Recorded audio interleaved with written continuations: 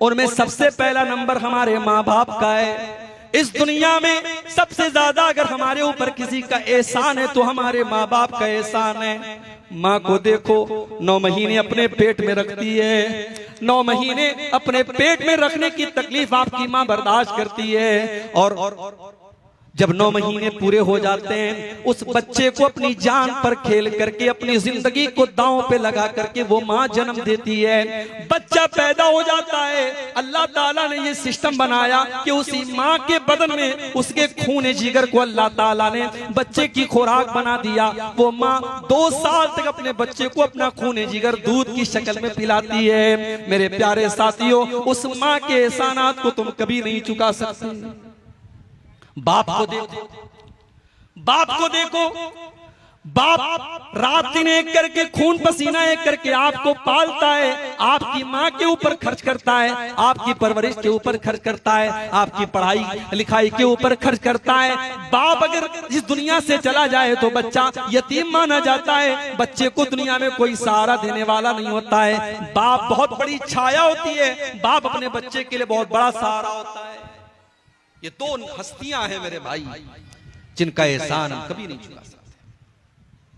अब्दुल्ला बिन उमर ने देखा एक आदमी खाने काबा का तवाफ कर रहा है, अपने कंधे पर अपनी बूढ़ी माँ को बिठा करके खाने काबा का तवाफ कर रहा है और बहुत खुश बना हुआ है। जब उसने तवाफ को कंप्लीट कर लिया, 7 चक्कर उसने खाने काबा के लगा लिए, अपनी माँ को कंधे पर बिठा करके उसने तवाफ करा लिया, उसने उम्रा करा लिया, उसने हज कंप्लीट कर लिया। अब्दुल्ला बिन उमर के ऊपर नजर पड़ी, कहता है कि अब्दुल्ला इब्न उमर, आज मैंने अपनी माँ का हक अदा कर दिया।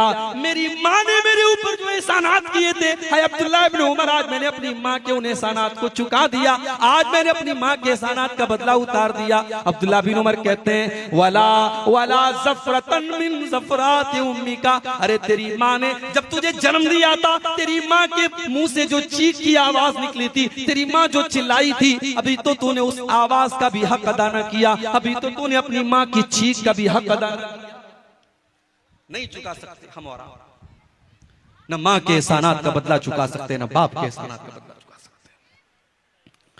इसीलिए अल्लाह ताला अपनी तौहीद का ऐलान करने के बाद दूसरा हुक्म क्या दे रहा है, वह बिल वालिदैन इहसाना, अपने माँ बाप के साथ मरते दम तक भलाई करते रहो।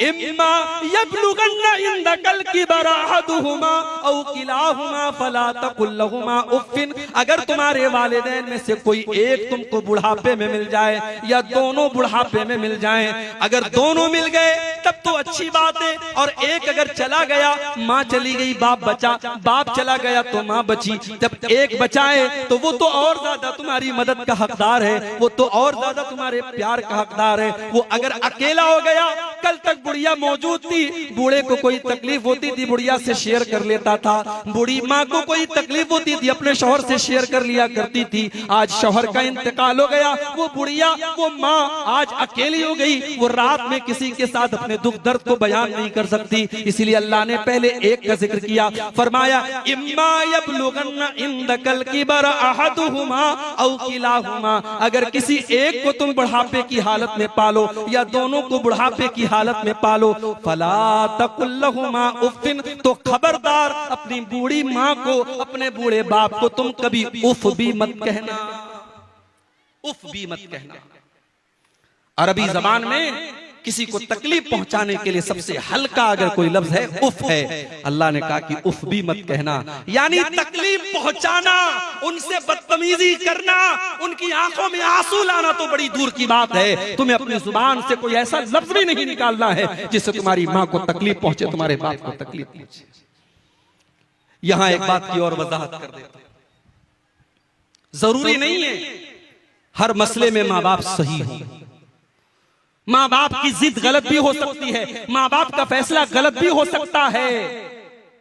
अगर माँ बाप की कोई गलत बात है आप मत मानो मेरे भाई, उनकी हर बात मानना जरूरी नहीं है, उनकी गलत बात को आप इनकार कर सकते हो, मगर बदतमीजी करने का, उनको तकलीफ पहुंचाने की अथॉरिटी आपको नहीं है। उनकी गलत बात आप मत मानिए, लेकिन उनके साथ अच्छा सलूक करते रहिए। आपकी बीवी है, माँ की आपकी बीवी के साथ नहीं बन पा रही है, आपने बहुत मैनेज करने की कोशिश की, बहुत संभालने की कोशिश की, लेकिन माँ में और बीवी में नहीं बन पा रही है, सास और बहू में नहीं निभ पा रही, कोई मसला नहीं, आप अपनी बीवी के साथ अलग रहो, आप अपना किचन अलग कर लो, माँ के साथ अच्छा सलूक करते रहो, माँ की जरूरतों को पूरा करते रहो, माँ को कोई तकलीफ ना पहुंचाओ। लेकिन जब देख लिया कि ज्वाइंट फैमिली में साथ में रहना बहुत मुश्किल है, तो कोई बात नहीं, आप अपनी बीवी का भी हक अदा करो, बीवी को अलग कर सकते हैं अलग। जरूरी नहीं है कोई, ये फर्ज नहीं है कि माँ और बीवी में नहीं